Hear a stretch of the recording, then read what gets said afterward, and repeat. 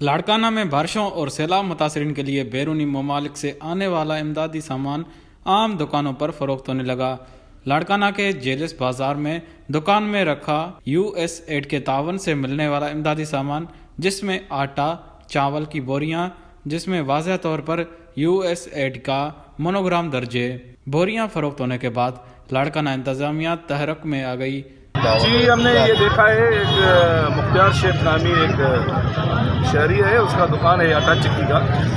اس پہ ہم نے یہ دیکھا کہ یو ایس ایڈ والی بوریوں میں چاول پڑے ہیں، اور ان کا یہ کہنا ہے کہ سر ہم یہ خالی بوریاں باہر سے لیتے ہیں پیسوں پہ، اور اس میں جو مٹیریل ہے وہ یو ایس ایڈ والوں کا نہیں ہے، نہ ہی ہم نے خرید کیا ہے۔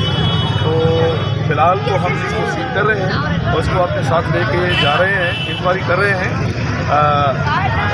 دیکھتے ہیں کہ یہ یو ایس ایڈ والوں کا اوریجنل مٹیریل ہے یا ان کی خالی بوریاں ان کی خریدی ہوئی ہیں، وہ ہم آپ کو بات کریں۔ اچھا، اس کی بوریوں کی اجازت ہے کہ اس طرح کی کر سکتے ہیں؟ میرے خیال میں نہیں ہے، لیکن یہ کہہ رہا ہے کہ سر ہم نے خریدی ہے، وہ جس سے بھی اس نے خریدی ہے ہم اس کو بھی نہیں چھوڑیں گے، اس کو بھی دیکھتے ہیں کہ وہ اس نے کہاں سے لی ہے یہ، باقی ہم آپ کو بات کرتے ہیں۔